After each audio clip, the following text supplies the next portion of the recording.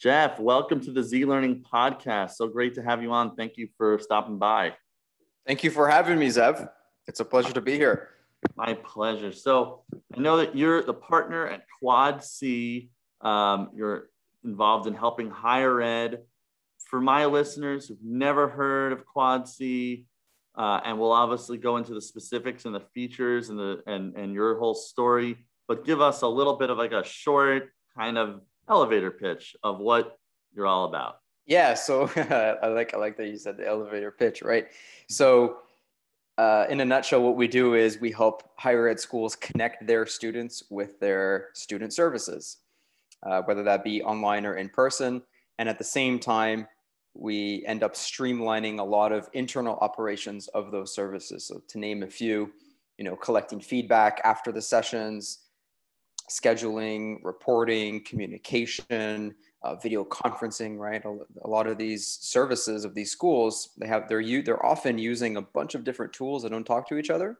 Mm-hmm. And it just creates a lot of manual work and some frustrations on how to manage the program. And then that trickles down to creating bottlenecks for scalability, growth, and reach, right? So what we do is we first and foremost make it super easy for students to connect with the services that they need to, whether that be counseling, career, academic support, tutoring. And at the same time, we help out those that are managing the actual service streamline a lot of their internal operations. Awesome. Very cool. So that's a very nice breakdown. No, we'll break down some of the things, some of the services provided. In simple terms, would you say your program is more for, now obviously there's Zoom and there's video classes, mm-hmm. but I know QuadC is a lot more than that. So maybe you could go into like a few of your most popular features that people use your product for. I think let's if we step back first, our slogan. So we came up with this not too long ago, right? Right under it, under the QuadC logo is student support beyond the classroom. So it's supporting students right beyond the classroom. We don't really play in the classroom realm, right? But what we do is we play with all the other interactions. That's where we're at. We're in with all the other interactions that the student has, outside of the classroom, right? So I think specifically for, and this is, it answers your question of feature, and it's really simple. It may kind of surprise you of why I'm bringing this up and but just the ability for a student to log in and see all the services that are available to them, mm-hmm. and instantly know when they can meet with a counselor or meet with an advisor or whatever. That in itself is tremendously valuable to both the students and the institution, right? Sure. So I guess some of the things that you would like, tell me if, and you can elaborate, of course. Yeah. There's, it seems to me there's, from what I can see, virtual office hours, the ability to get directly asked questions or get feedback on, on the class. There's, the materials, I guess, supplementary materials, if there's books or PDFs or other things, scheduling. Is that accurate or how would you? Yeah, no, for sure. Yeah, there are all of those pieces. And I would say if you're asking me about a specific feature, there's a lot, but one is our interactive learning whiteboard. So think of like Google Docs as an example, a synchronous workflow whereby two people, let's take a tutor and a student, for example, can go on this whiteboard and go through their assignments together as if they were side by side, but now online. So what schools really love about us is that we have this interactive, synchronous, subject-specific whiteboard. So, let's say you're taking a coding class in software engineering and you need some help. You've got an exam coming up. You can link up with a tutor or your instructor for office hours, or a TA, a teacher assistant, a grad assistant, and go through the code, and the teacher can write the code and then pass it off to the student. And, again, it's kind of like Google Docs, right? It's that synchronous workflow, that synchronous learning environment. And I think that's something, and something that actually University of Pittsburgh really, really likes about us. Like they had a lot of their logistics set up, like scheduling and other workflows. What they really loved about us and how we integrated with their existing solutions was that they saw a gap for their synchronous learning environment. So they're using our whiteboards as an example. So I would say if there's one thing that I would had to pick, it's tough. It's a tough question, Zev, that you asked, but I would probably pick our whiteboards would stand out. Well, that's me asking the tough questions, but I love that. And anyone listening to this who is interested or has a difficult time visualizing what Jeff's talking about, definitely go check out the link in the show notes, watch video demonstration on the website. Very cool stuff. It sounds like, there are many collaborative, synchronous workflow apps for different professions, different fields. This one seems to do that very well for the classroom, or as you say, outside the classroom. It could be used for the classroom, right? Like you know what I mean? It could be. Who knows what's going to happen in 10 months time or a couple of years time, just us being a relatively still a young company. We're still learning a lot. We got to focus on certain areas, but yes, you're right.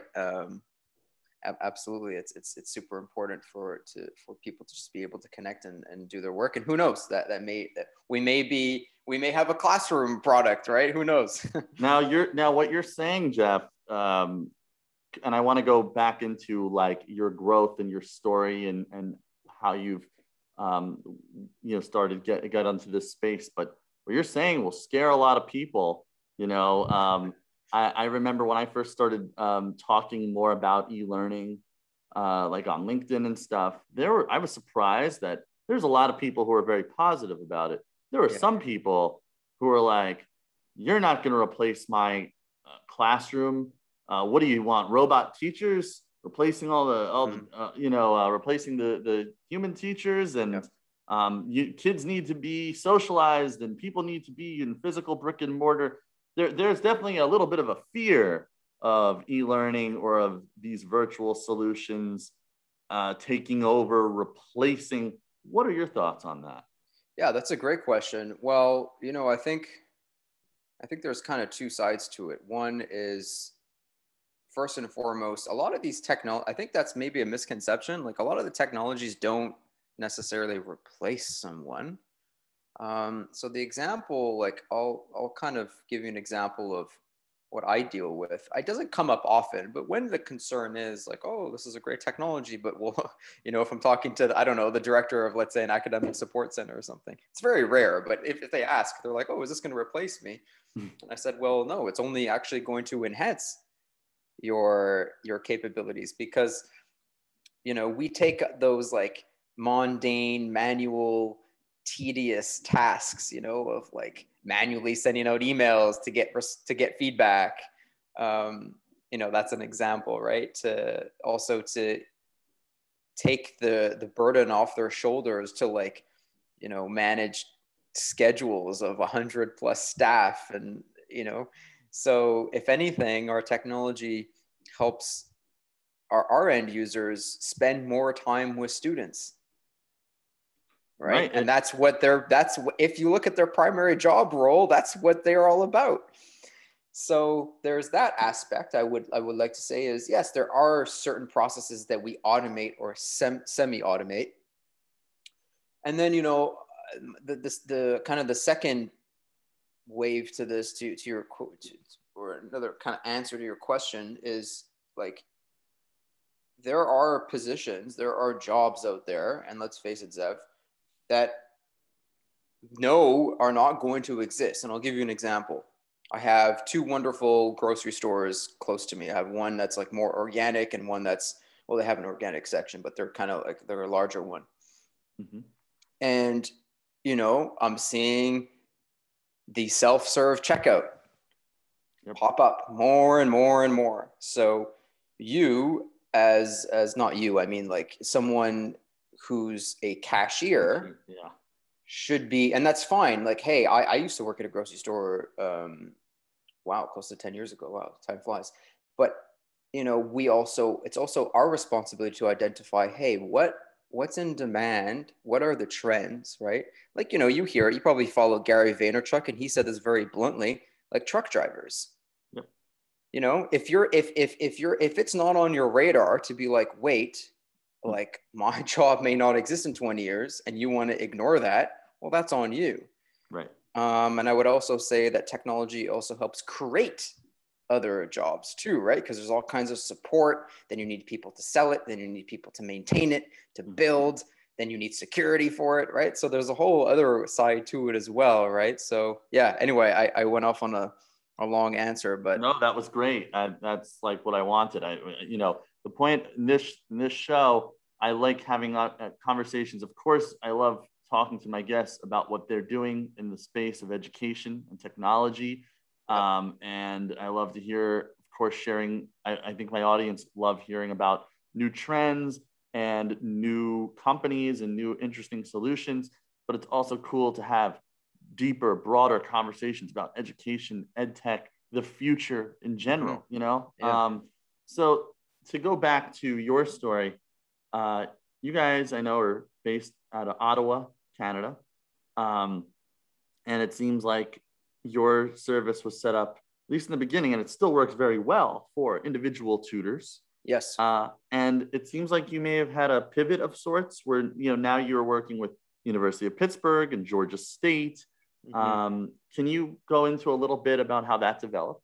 Yeah, absolutely. So 2019, September 2019, when I started and partnered with Will and team. Wow, talk about good timing. Yeah. And we were called the company. I mean, our head company is still called TutorOcean Inc. But we were selling to higher ed with the name TutorOcean, and the focus at that time, Zev, I would call and I would speak to those that are managing and directing, overseeing tutoring centers within the university, right? So they were all about connecting their students with their tutors. And we had a tutoring management platform that would facilitate that. So long story short, after, I don't know, maybe 3-4 months of our, that we got some other higher ed partners, they came back to us after, you know, they signed the agreement, they got their tutors on board and everything's going great. And then they're like, hey, Jeff, can we have these coaches and mentors that also have trouble connecting with students and communicating and collaborating with students? Can they jump on the same platform? I said, yeah, absolutely, for sure. And at the time, we didn't have other roles built in our system apart from tutors. So they would just sign up as tutors, right? But whatever, they were using the technology, they got it. And then, you know, 2 months later, hey, Jeff, we have these, they're kind of like tutors, but they're not. They're called supplemental instructors. They too also have trouble connecting, communicating, collaborating with students. Can they get on your platform? I said, yeah, absolutely, no problem. And then, you know where I'm going with this is we started to evolve. And we started to evolve beyond tutoring into the holistic academic support ecosystem. So which encompasses like the writing center, right? Writing coaches, supplemental instructors, academic advisors, mentors, right? A whole bunch. And there's so many in higher ed. There's so many different roles, even just within academic support. And then after that, we started to grow beyond the academic support circle, call it. And then we had counselors and career counselors, financial aid. All right, I never would have thought. So then at that moment, Zev, you know, I had, so here it is. So our platform still called TutorOcean. They still see TutorOcean, but at that time we were able to add different roles, and we made it so that when students would log in, they would see these different services. But at the bottom and the footer and like a lot of our branding and the product was still like tutor focused, right? Like when you would go and open up an online session, it would say opening classroom, but opening classroom may not be suitable for like a counselor and a student, right? So anyway, long story short, we got together, after many brainstorming sessions and back and forth, we came up with the name QuadC. And why did we do this? Well, first and foremost, we needed a name that would reflect a more holistic capability. And it also saves me on the sales side of things having to explain, you know, in the first 10, 15 minutes of my exploratory calls, I would have to say, oh, don't let the name TutorOcean confuse you. We do a lot more than tutoring. And you know how that goes, right? Broken telephone. They have to then pass off information. And then, you know, I talk to a director and then they go to their dean or the VP. And then they're like, yeah, but it says TutorOcean on it. And they're like, yeah, but they do a lot more than tutoring. But anyway, so we got past that hurdle and we created the brand name QuadC. Now there's a meaning to it, actually. Quad, I didn't know this, right? I'm a fellow university dropout. So now I'm selling to higher ed, right? Isn't that funny? So quad is the central meeting point at a college or university or high school, right? And then C, we have 4 C's that we help out with, right? You saw the trend of when our higher ed partner said, hey, you know, our supplemental instructors also have trouble connecting, communicating, collaborating, and consolidating with students, right?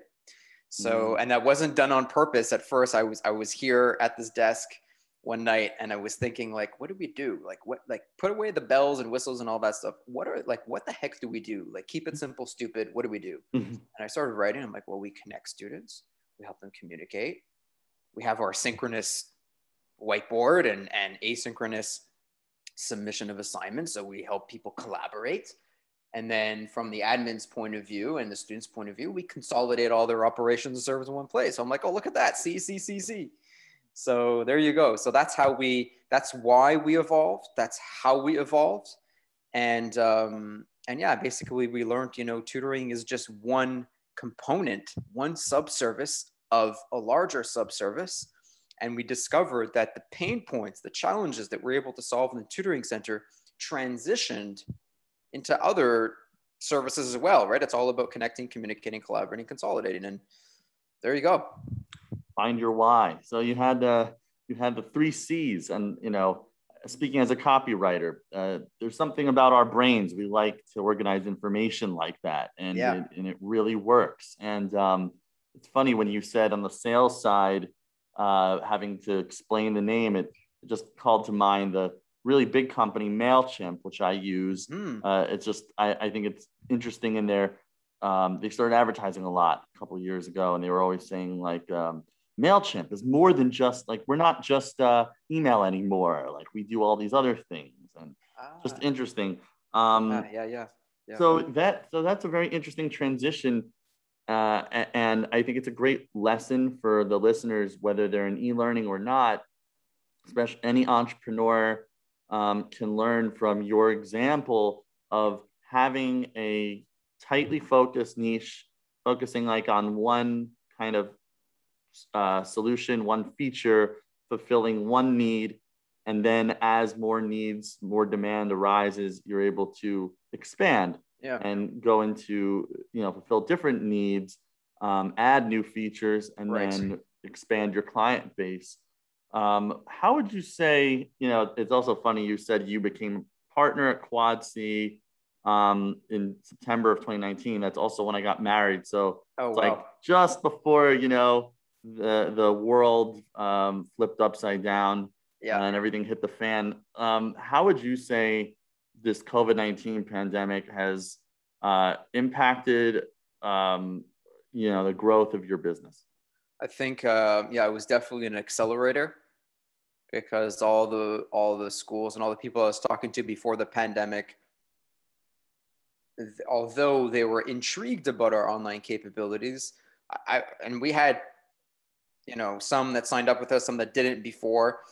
And many of them said, yeah, you know, it's cool that you have the online built in, but we think we're just going to, like, you know, stay on campus and do things face to face. But, you know, it's cool that you have the online component.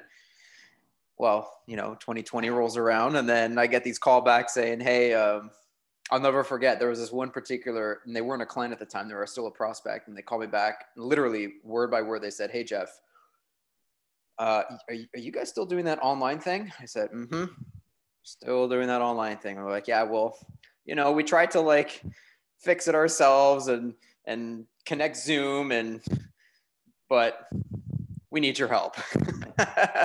So So yeah, so now I remember that same client and partner, and now today they don't even see themselves going back to face, at least for the next Oh, year or so, right? So it's funny how, right, the coin has flipped, yeah. right? It's like, hey, at first, no, I'm not crazy about online. It's cool. We're going to do everything in person. And that's what most higher ed schools said. And quite frankly, a lot of higher ed schools turned a blind eye to online and technology.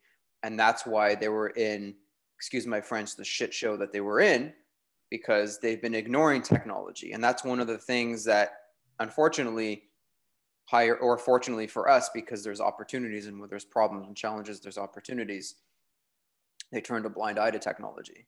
So when COVID hit, they literally had, I mean, sure, you can try to band-aid stuff for as long as you can, but eventually you're not going to have, you're going to reach a certain, scalability, right? You can't, there's so many students and so many academic support staff and so many things going on that there's only so much that your staff can handle. You are going to need a blueprint, a foundation, a technology to help scale their capabilities. So to answer your question, Zev, COVID has helped us tremendously. And I mean, I don't say that lightly. I'm not happy that other people got sick or died. It's terrible what's happened.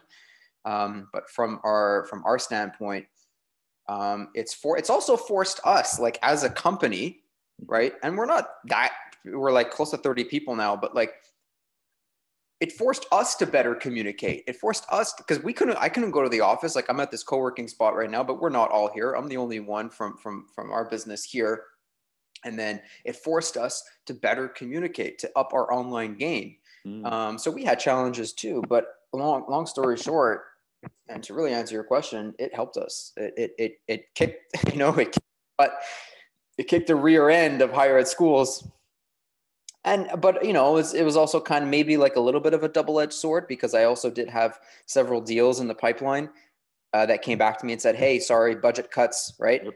Yep. But then you had the flip side too, right? Where other schools were like, hey, we really need something. We haven't figured, we've got Zoom or WebEx, but it's all the workflows before getting to Zoom or WebEx and after that we need help with. So all Right. in all, Well, to your point about that, a lot of there's some schools that just massively lost budget and probably will even have to close up shop. yes. But there's many others where like we've got hundreds of thousands of dollars that were budgeted for alumni dinners and events and banquets yes. and like maybe we Yep. should now redirect that to our online education support, right? Yep. Yep. Yep. So, Yep. I mean, that's the crazy thing about this whole industry. And I've been covering it in different capacities, either writing about it, working with clients in the virtual ed tech space, actually since like 2012. And what's really cool is that, like you said, before the pandemic, it was already definitely a trend and it was growing. And Oh, yeah. if I'm an investor, I would invest in anything that was growing already before the pandemic, especially if now the pandemic makes it of greater need in the market. Yeah. And it's interesting that I think before it was viewed as just the way actually digital marketing was viewed until relatively recently is that's cool. That's a nice to have. Like, yeah, like we should be doing more of that. And I think people were putting this kind of ed tech stuff as like, I think it was maybe it was a 5-year, 10-year window. Like they were going to transition to doing more of this. The pandemic made what was maybe going to be 5 or 10 years down the line have to turn into tomorrow. So, I think that it's pretty cool that, you're working hard. And this is a lesson I think there's 2 lessons, if you will allow me, that I think are really interesting for the listeners. One is you could be chasing your tail, running around in circles, trying to get your business off the ground. And then the world comes to you in a massive way. Now what you're doing is becoming super important.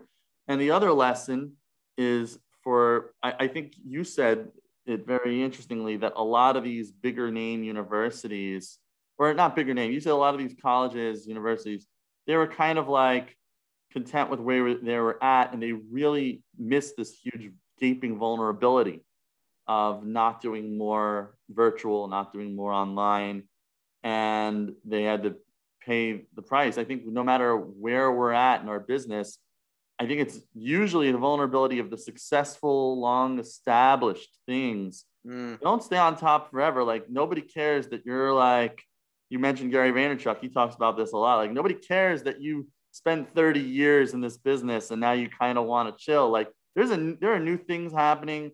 You've got to adapt to new realities in the world and the marketplace, competition.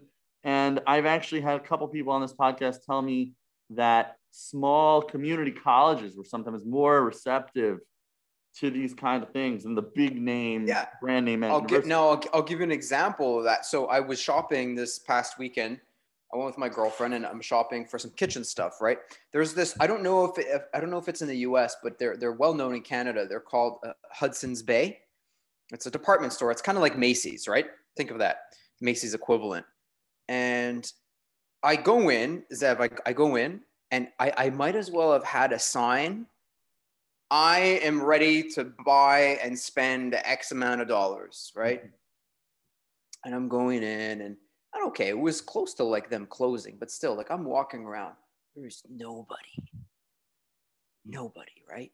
Then one of the things that I'm looking for is a chef's knife, right? And they're like kind of locked behind the thing. So like I need to get, then the person who comes knows squat about the knives. So then I'm like, okay, I'm not buying this. Then I look at the prices and I'm like, because I did some research online too. And I'm okay. Like, I'm willing to pay a little more if it's right then and there for convenience. But like, it was quite a bit more. And I was like, okay. Wow. And then literally what I did, Zev, as I got in my car with my girlfriend, after I went on a website, I found the set, it was a cutlery set I was buying. So instead of like $200, I bought it for like $90 or like whatever, $100 online. 2 days later, shipped at my door. And then I'm looking, then I'm like, I'm at the Bay, and I'm not hating on the Bay. I love the Bay. I hope you guys, learn and evolve and adapt. But then I was going around, I was walking around with my girlfriend as we were exiting the Bay, and I'm looking at the systems they have. And it looks like they have computers from the late 1990s or early 2000s with like the old IBM and like the big clunky keyboards. And then I turned to her, and, you and I are kind of on the same page with digital marketing, all that stuff, and forward thinking. And I look at my girlfriend, and I asked the question. I said, hey, I don't know if the Bay is still going to be here in 10 years. Right?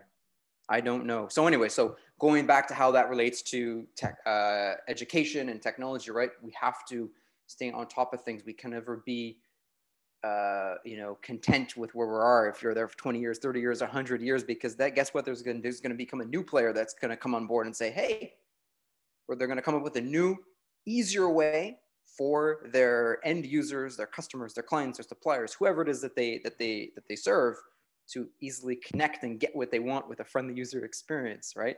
So yeah, anyway. It's like the Netflix and Blockbuster. That's it. Blockbuster was like, no, we're not going to change things. Like, we're not afraid of Netflix. We're a big, like, people don't think that these companies can go away. Like, they're so established. They've been around maybe since they were a kid, and nobody thinks that. Yeah. And I think it's a nice marriage between the online and in person. Like, if you look at some clothing stores and some retail, and you know this better than I do, yes, the online component's important, but it's also like, I also like to go in the store, like clothes shopping and stuff. Like, I'm kind of weird. Like, I like smell the clothes before I buy them. I like to feel them, like I like, but it's nice. I think the ideal solution and for schools as well is to have that hybrid. Yes, people are going to eventually come back to campus, but don't force your students to come in to get service. Like, let's say they want to see a career counselor. Why force them to come in if they live 45 minutes away and they can jump on a 20-minute, online session, right? That's convenience right there. Okay, cool. If they're on campus, they're nearby, whatever, and they want to meet, okay, great. But let's not force our end users. Let's not force our customers or suppliers or whoever that is in this case. Let's not force students or staff or faculty to come into a certain place if it's not convenient for them. And if it's not convenient for them, Zev, well, people aren't going to go, right? So another college or university who will respect the students and time, and we're all like getting shorter and shorter on it, will come and take that student from you. I mean, colleges, universities are business like anyone else. They have to be competitive. They have to provide a service that is convenient, cost effective, and provides value like anyone else. So it's very interesting. You've seen a tremendous growth. People are finally realizing the need. What do you think is, I guess, the future, and it's also a great lesson, like we've been saying, about don't get complacent. Always be, I think, trying to put yourself out of business, anticipating where the market's going. So like, where do you see things going in the future? As you alluded to, people will probably be coming back to campus. Like brick and mortars aren't going to all go out of business, and I don't want them to. I don't want retail to all die. I also it's nice to talk to a salesperson in person, or customer service in person. It's nice to be able to touch and feel, smell, I guess, the product. We all got our things, and I think that human interaction also, like I live in New York, which, I think is the greatest city in the world. And I don't want it to be lost. Like, I think it's horrible how many small businesses, even before this whole thing, were already suffering and just dying off. And like, what will happen to communities, neighborhoods, if we don't have small business? So where do you see, with education specifically in ed tech, and then of course you guys, where do you see us going over like the next, I guess it's hard to plan too far ahead nowadays, like 5 years? Yeah, that's a great question. Another challenging question.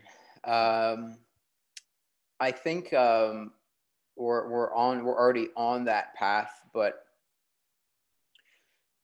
it's continuing to align our technology and capabilities with our mission and our vision. And Will Lee, who's CEO and co-founder of TutorOcean, and this sticks with me all the time, and one of the reasons why I joined him is because he believes, and we believe, that access to knowledge should not be a privilege, but a right, right? It's a right to get educated, and why should we have to pay tens of thousands of dollars, each year for multiple years to then be questioning, oh, did I really learn marketing? Did I really learn business? And then for myself and what I bring along those lines, and shout out to Doug as well, Doug Weatherspoon, a fulfilled career should not be a privilege, but a right as well. So what am I saying? I'm saying that we are what we believe in is creating what we do. Here's kind of, when you asked me about the elevator pitch, we create paths for students to access support. We believe, like in higher ed, like they classify students, there's all kinds of classifications: non-traditional student, traditional student, online, distance learning, this. I'm like, can we just call them students? Mm-hmm. And no matter whatever demographic or program, can they not get access to the same services? Right? Like if they need to go see a career counselor, like, does it really have to matter what program they're in or where they come from or whatever it is? Like, you know what I mean? So That's our belief, is to create these pathways for ease of access so that students can really quickly, or not quickly, but sooner discover their path. So an example would be, if we can help a student easily connect with that career counselor, mm-hmm. and then in that career counseling session, they deduct, hey, John, or hey, Susie, like it's best that you do an internship, right? And then John or Susie goes and does the internship and discovers like, hey, accounting or whatever degree wasn't for them, but they found that out through that because of the pathways we were able to open up for them. That's what it's about, right? It's about creating all these pathways.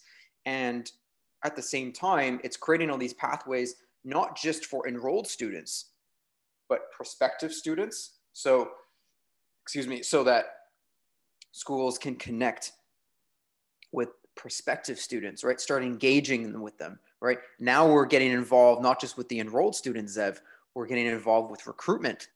Mm-hmm. So now we're not only seen as, oh, you're a cost, right? This academic support is a cost to us. No, we can, and you know this, right? Hey, if you're engaging with prospective students and you're showing them, hey, what kind of support they get, right? And they're comparing your school with a handful of others, and the other schools aren't connecting you with the resources even prior to becoming a student, what school do you think they're going to pick, right? In a vacuum, right? What's all other variables? An added benefit. It's a selling point. Yeah. So it's really connecting helping the school connect, creating pathways for prospective students, enrolled students, and then alumni. Right. So the whole life cycle, right? We're really letting the school interact and leverage all their resources while creating those pathways that I spoke about to help students discover their path and support them along their academic and professional career journey. Right. That's like, I guess, the communicate piece of the 3 C's. And, bingo. Yeah. It's the whole bunch, right? It's connect. Yeah, exactly. You got it. That's it, Zev. We should hire you now. and I love the name, by the way. It's funny. Just I went to school in Washington, D.C., which is a city. So we had our quad was literally called the Yard. It was a yard. Oh, okay. Yeah. Yeah. But I think that it's a cool name because I think it is like where people get brought together, and exactly, you are saying how, hey, let's distance learning and full-time, part-time, why don't we just treat them as students? Especially right now, we're all kind of in this crazy boat. I think that opens up, it's bringing people together, easing the access. I really love what you said about making it a right to have a quality education, to have a fulfilling career, and easing the pathway of access so that education and fulfilling career and life path is more accessible to more people. I got 2 last questions. You fire off. Said have made me think of other things. One is, I guess, how do we make, can we justify, I don't know what it's like in Canada. From what I hear, lots of stuff is free and whatever. I don't know. I mean, we get in the news. But in America, the cost of an education, go to private university now is like $60,000-$70,000. Oh, it's crazy. Yeah. It's nuts. Yeah. And even, state, I mean, even at the state level, people need scholarships, financial aid, loans that they're buried under, and they're obviously debating in our political system about that. But I think a lot of people, and this is no disrespect to Starbucks or baristas, I think a lot of people who go and study for a certain career path where they are paying $60,000 or $70,000 a year or whatever, and they want to get a job that makes at least as much as that, and they want to work in the field where they studied. I don't think I think there's a lot of reticence now among Gen Z, for good reason, about going to school if they're just going to end up being under student loans for the rest of their lives. It's not really worth it. How do we make it more accessible? And how do you think that your QuadC is being part of that solution? Yeah, I think there's many parts as I dissect that. One is there's like anything else, right? There's good doctors and bad doctors. There's ethical salespeople and quote unquote sleazy salespeople. There's ethical lawyers and non-ethical. Right? There's some schools out there that maybe are just their leadership, right? Don't forget, right? All these companies, like we mentioned before, Blockbuster, Netflix, it's all run by people, right? So the people behind the school, right? If their intention is just to make money, well, That's their intention, right? But there are enough schools out there, I think, that feel that and don't want to be that. They do want to be more accessible and more affordable. And listen, it's not, and by the way, no, it's not free in Canada. I don't, it's so funny. So a lot of Americans and, you know, the news or whatever, like we're viewed as this like social, I mean, we have social, you know, there's some elements to our to our political structure. I don't even follow politics. I don't even want to go there. But no, it's not free here. If you're in the same province or like in the same state equivalent, it's more affordable than, let's say, an international student. But anyway, going back to your question, first and foremost, right, there are enough schools out there that believe, hey, you know, why should we charge this much? But if they don't change, right, if schools like the school that's charging, let's say, $40,000 a year, and then the student after 3 years, you know, I'll take an example, right? So I went to business school and I dropped out. Why did I drop out? Because I felt, and a lot of my peers, I felt, I'm not learning business. I'm reading textbooks, memorizing jargon terms, textbook terms, being taught by someone who's never worked in business. I think there is something wrong with this. Yeah. So me being the black sheep that I think I am, I'm like, you know what? I'm going to leave and I'm going to go get an internship and I'm going to go into the business world, right? So where does QuadC, where do we fit into this? Well, we're helping creating those pathways, like I mentioned. But I think it's both a team effort, right? Like when we work with our higher ed partners, it's a team effort. It's not all on us. It's also, we also look to partner with the forward-thinking, the progressive leaders in education that recognize this. So, hey, like, you know, maybe a 2-year or a 4-year or a 3-year degree or whatever, maybe isn't necessary for someone. Like, let's say someone wants to go into, here, I'll bring it back to business and sales, because that's kind of my realm. Mm-hmm. Like, there's many sales training programs, one of which is called Sandler Training. Sandler Training, depending on the franchise that you go, they have like over 200 franchises global, but depending on the franchise you go with, you're going to pay about like $2,500, $3,000 for the foundations, for the sales training foundations. Mm-hmm. If I knew about Sandler Training back when I was in university, I would have been like, Mom, Dad, whatever you're going to pay for university, forget that. Sign me up for this, because that course literally taught me so much practical. Like, I use it every single day. So I know I'm going off on a long answer here, but Zev, like, they also have to, like, education also has to realize that there's competitors, right? And like you said, there's a lot of schools that have been around for, you know, since 1867 or whatever it is.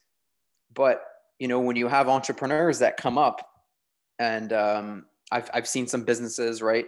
Maybe you've heard of this guy named Tai Lopez or others, that make a program for under $1,000 that will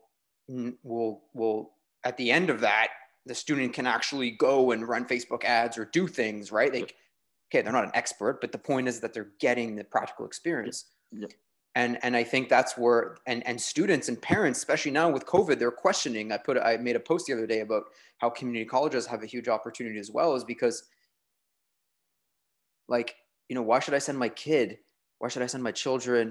my kids to this college or university, pay so much when they're not getting this, and we're not getting the same campus vibes, right? It's all online. And they look at other alternatives and be like, wait, look at this alternative. It's, you know, I don't know, $3,000. And it's going to help the student or my kid get the same result, but also get hired. Yeah. So why should I spend 30, 40,000, right? So yeah, all in all, Zev, I believe I don't want to say the education system is broken, because that's painting it all with the same brush. I believe that many schools, right, are being the dinosaurs like Blockbuster. Mm-hmm. And those are the ones that aren't going to be around, but the ones that recognize, the ones that say, hey, you know what? Let's innovate. let's adapt. Let's see what's going on. Let's create easier ways for our students to connect. Let's really focus on helping our students not only get the academic side of things, but also the practical, so that when they finish, they can go and get start their career in whatever field that they want, right? Exactly. And I think you nailed it there. The colleges, like every other business, have to compete. They have to find a better mousetrap. And it took a long time. I think a lot of people were very hung up on college, university. It's like a dogma. I mean, look at the irony of you being a partner at an ed tech startup, a fast growing ed tech startup who dropped out of college, right? Yeah.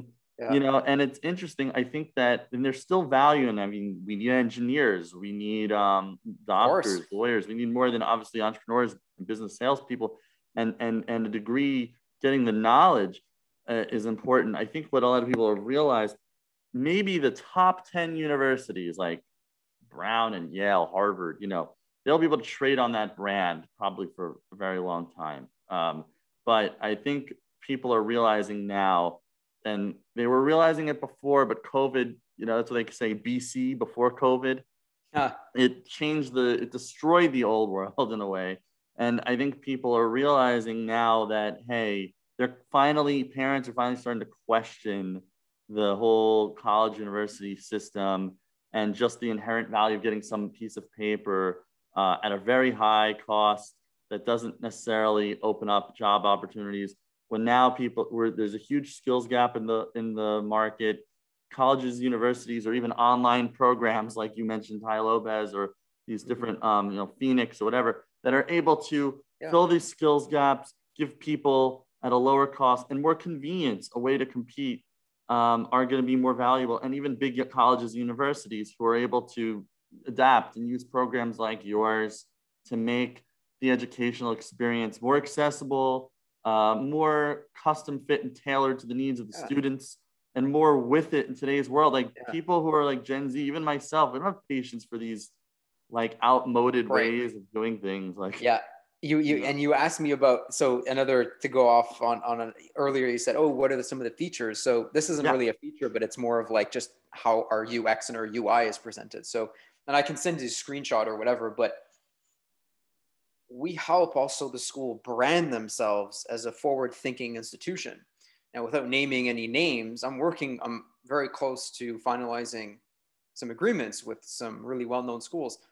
And I asked them, I said, and this is part of like me being, take my sales hat off. And I asked them, I said, okay, like, what's the big picture? Like, what are we trying to do here? Like, I can solve all your challenges, but like, why are you coming to us? What are we doing here? And many of my contacts said, hey, we are this tech school, right? I'll give, without naming any, being precise, but hey, we're this tech school, and the softwares that we're using right now look like 1995. Mm-hmm. So imagine it's a first impression, right, Zev? You have a landing page that a parent will see or a student will see for the first time, and they have trouble logging into this thing. It's like game over. It's done. Next, right? Exactly. Next, right? Whereas you have something that's presentable, that's modern, that's crisp, that's minimalist, that's beautiful, that's easy to use. Wow. Oh my God, this represents us. We're a forward-thinking institution, and we need the tools, right, to be able to showcase if you're saying you're teaching tech and you're using dinosaur like 1995 looking website, I mean, people are going to totally just X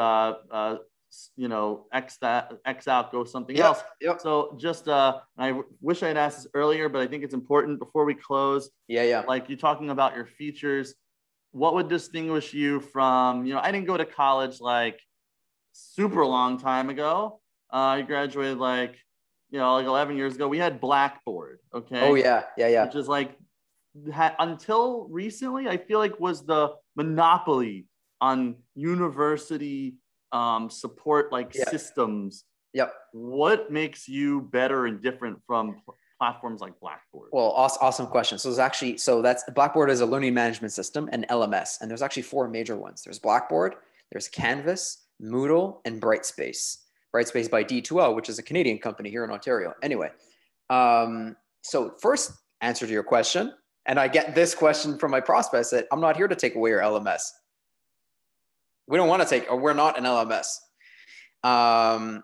The LMS is highly focused on student and professor and teacher relationship, right? How we fit into an LMS, first of all, we integrate with an LMS because the LMS is where students go to access stuff online. So like the syllabus, the schedule, every announcements, But that's it. Is although the LMSs do have some of these capabilities like scheduling and putting faculty office hours, when I ask my prospects and clients, okay, how are you using, like, they don't use it to its maximum capacity. Why? Because the user experience isn't great, because it's not easy. Like, I had someone here at the co-working spot works at a local college, or part-time, right? And I was curious. I said, hey, show me the LMS. And it was, I believe it wasn't Blackboard. It was another one. It's called Brightspace. But anyway, so this is a part-time instructor, and I'm asking, and I said, hey, like, I'm curious, you have office hours, right? And they're like, yep, I have office hours. I said, great. Could you show me, like, I'm just curious because I hear it. Can you or can you not do this office hour thing? And she's like, yep, let me show you. I'm like, okay, cool. She clicks the button, and then there's some error message that comes up. And she's like, oh, well, it's supposed to work. But so then, it really, and then I had this moment, right? I had this like epiphany moment. Now I seen it, right? So now when I talk to people and they talk to me about their LMS. So long story short, or your answer to your question, Zev, because I have a tendency of going off topic and veering off. We are not here to replace the LMS. We integrate with the LMS. LMS is highly focused with the student and teacher. But what we do is we can further enhance by layering. For instance, through our portal, through our system, there's often a service, faculty office hours.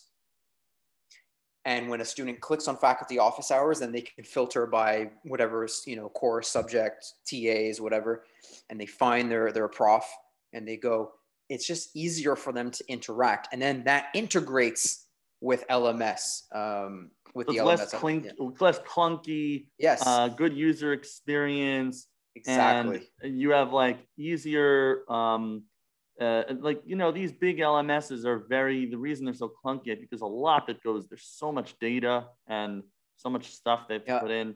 This makes for an easier of use that can layer on top of it, integrate with it. Yeah. Because you're specialized on these things that the LMS is trying to do all that doesn't focus on. Yeah. And I had a question about, whatever escapes me. Oh, well, it's all good. We'll come back when you don't think about it. Yeah, exactly. Wow. This is really great. I think that, this is just a great conversation. I encourage everyone to check out more QuadC, in the show notes. They can find you, of course, on LinkedIn as well. Yeah. LinkedIn would be the top spot to find me and learn more about what we do and connect.